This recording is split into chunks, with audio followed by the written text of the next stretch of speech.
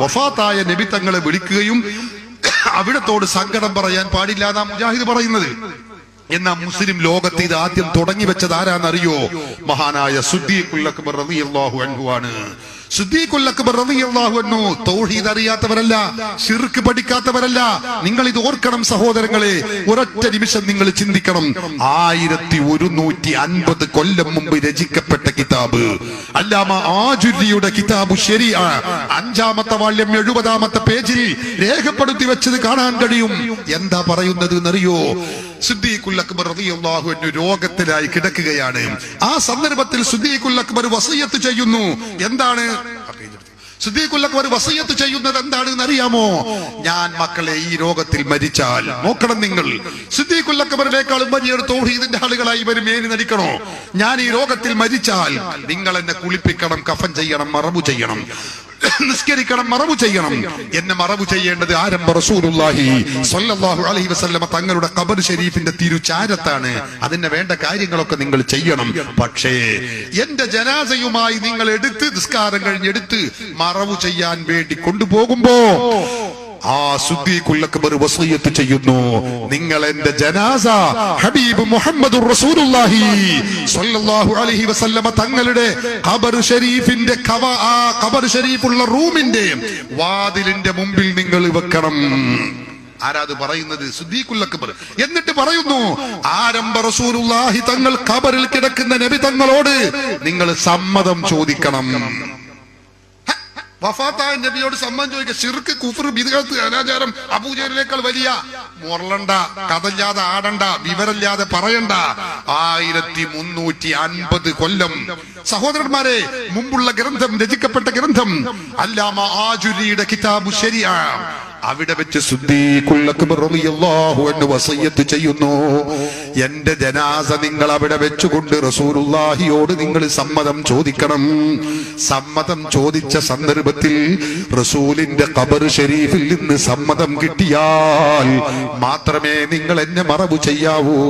ഫഇല്ലം യൂദല്ലക്കും, നിങ്ങൾക്ക് അവിടെ മറവു സമ്മതം കിട്ടിയിട്ടില്ലെങ്കിലോ ഫഅഖ്രിജൂനി വഅദ്ഫിനൂനി ഫിൽ ബഖീ, എന്നെ നിങ്ങൾ അവിടെ നിന്ന് കൊണ്ടുപോയി ജന്നത്തുൽ ബഖീൽ മറവു ചെയ്യണം. സഹോദരങ്ങളെ, സിദ്ദീഖുൽ അക്ബർ വസിയത്ത് ചെയ്യുന്നു. ശിർക്കാണെങ്കിൽ ഇത് വസിയത്ത് ചെയ്യുവോ? ഇത് കേൾക്കുന്നത് സ്വഹാബികളല്ലേ? ഏതെങ്കിലും ഒരു സ്വഹാബി പറഞ്ഞോ, എന്താ നിങ്ങൾ ഈ വയസ്സുപ്രായപ്പോ നിങ്ങൾക്ക് തൗഹീദൊക്കെ മറന്നോ? ശിർക്കാണോ നിങ്ങൾ ഈ പറഞ്ഞത്? ഒരൊറ്റ സ്വഹാബി പറഞ്ഞില്ല. അവരുടെ കൂട്ടുകുടുംബാദികൾ പറഞ്ഞോ? പറഞ്ഞില്ല. സിദ്ദീഖുൽ അക്ബർ തങ്ങൾ വഫാത്താകുന്നു. സ്വഹാബികൾ അവരെ കുളിപ്പിക്കുന്നു, കഫൻ ചെയ്യുന്നു, നിസ്കരിക്കുന്നു, മറവു ചെയ്യാൻ വേണ്ടി അവിടുത്തെ ജനാസയതാ കൊണ്ടുപോകുന്നു. ഹബീബായ റസൂലുള്ളാഹി സ്വല്ലല്ലാഹു അലൈഹി വസല്ലമ തങ്ങളുടെ ഖബർ ഷരീഫിന്റെ മുൻവശത്ത്, അതാ ആ വാതിലിന്റെ മുൻവശത്ത് അവിടുത്തെ ജനാസ അങ്ങ് വെക്കുന്നു. എന്നിട്ട് സ്വഹാബത്ത് പറയുകയാണ്, അസ്സലാമു അലൈക യാ റസൂലല്ലാഹ്, നബിയേ അങ്ങേക്ക് അല്ലാഹുവിന്റെ സലാം ഉണ്ടാവട്ടെ. ഹാദാ അബൂബക്കറിൻ യസ്തഅ്ദിനുക, ഇത് അബൂബക്കറിന്റെ ജനാസയാണ്. അബൂബക്കർ തങ്ങളോട് സമ്മതം ചോദിക്കുന്നു നബിയേ. തങ്ങളുടെ ചാരത്ത് മറവു ചെയ്യാൻ സമ്മതം ചോദിക്കുന്നു. തങ്ങൾ സമ്മതിച്ചാലേ ഞങ്ങൾ അവിടെ മറവു ചെയ്യുകയുള്ളൂ, അല്ലെങ്കിൽ ഞങ്ങളോട് ജന്നത്തുൽ ബഖീൽ കൊണ്ടുപോയി മറവു ചെയ്യാനാണ് വസിയത്തുള്ളത് എന്നങ്ങ് പറഞ്ഞപ്പോൾ ആ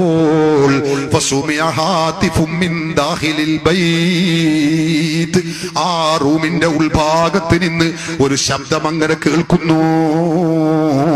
എന്താണെന്നോ, അദ്ഖിലുൽ ഹബീബ ഇലൽ ഹബീബ്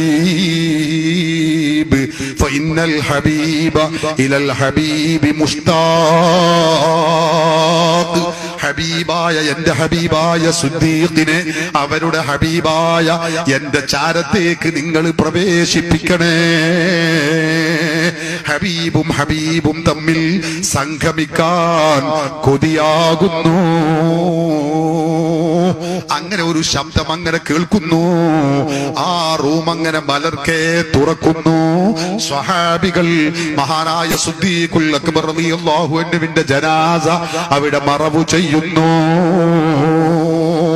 1150 കൊല്ലം മുമ്പ് രചിക്കപ്പെട്ട അല്ലാമ ആജുരിയുടെ കിതാബു ശരിയ നോക്കിക്കോളൂ.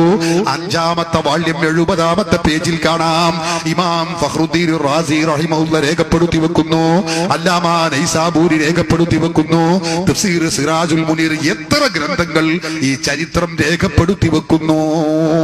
വഫാത്തായ നബി തങ്ങളെ വിളിക്കുകയും സങ്കടം പറയുകയും ചെയ്യുന്നത് ശിർക്കാണെന്നും കുഫ്റാണെന്നും അബൂജഹലിനേക്കാളും വലിയ മുശ്രിക്കാണെന്നും പറയുന്ന മുജാഹിദുകൾ ചരിത്രമറിയാത്തവരാണ്, പ്രമാണമറിയാത്തവരാണ്.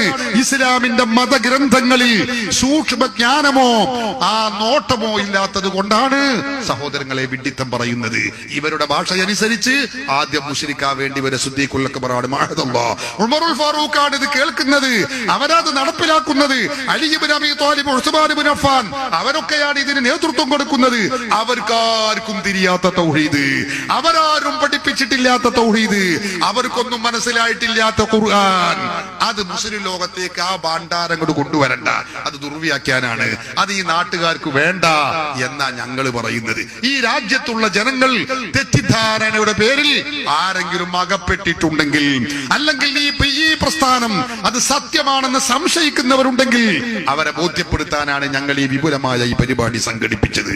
ഞങ്ങളുടെ ചെലവിൽ, ഞങ്ങളുടെ മൈക്ക, ഞങ്ങളുടെ ലൈറ്റ് വെച്ചുകൊണ്ട് മുജാഹിദുകൾക്ക് അവരുടെ ആദർശം തെളിയിക്കാൻ കഴിയുമോ? വരട്ടെ.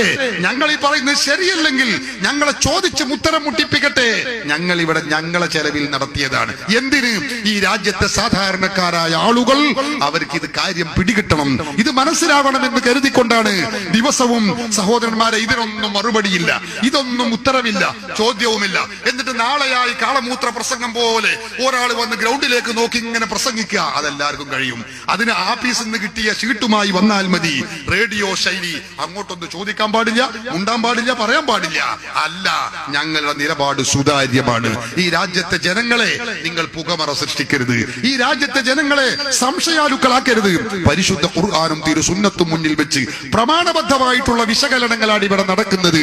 സഹോദരങ്ങളെ, ഞങ്ങളെ സംബന്ധിച്ചിടത്തോളം 100,000 ഈ സമൂഹത്തിന് ഉപകരിക്കുന്ന, രാഷ്ട്രത്തിന് ഉപകരിക്കുന്ന ഒട്ടേറെ പ്രവർത്തന പദ്ധതികളുമായി മുന്നേറിക്കൊണ്ടിരിക്കുന്നവരാണ്. എന്റെ സുഹൃത്ത് റഷീദ് സഖാഫി ഇന്ന് മറ്റൊരു പ്രസംഗം കഴിഞ്ഞ് ഇവിടെ വരികയാണ്. എല്ലാവർക്കും അത്യാവശ്യം ഇതുമായി ബന്ധപ്പെട്ട തിരക്കുകളുണ്ട്, നിങ്ങൾ ഇത് മനസ്സിലാക്കണം. അതിനിടക്ക് വളരെ ശ്രമകരമായ ദൗത്യത്തിലൂടെ ഞങ്ങൾ ഈ പരിപാടി ഇവിടെ ശ്രമിച്ചത്, സംഘടിപ്പിച്ചത് ഈ രാജ്യത്തെ ജനങ്ങൾ സത്യം മനസ്സിലാക്കാനാണ്. അതുകൊണ്ട് ഇവിടെയുള്ള ആളുകൾ, സാധാരണക്കാരോട് ഞാൻ പറയുന്നു, ഈ ജനങ്ങളെ പുകമറ സൃഷ്ടിക്കുന്ന ഈ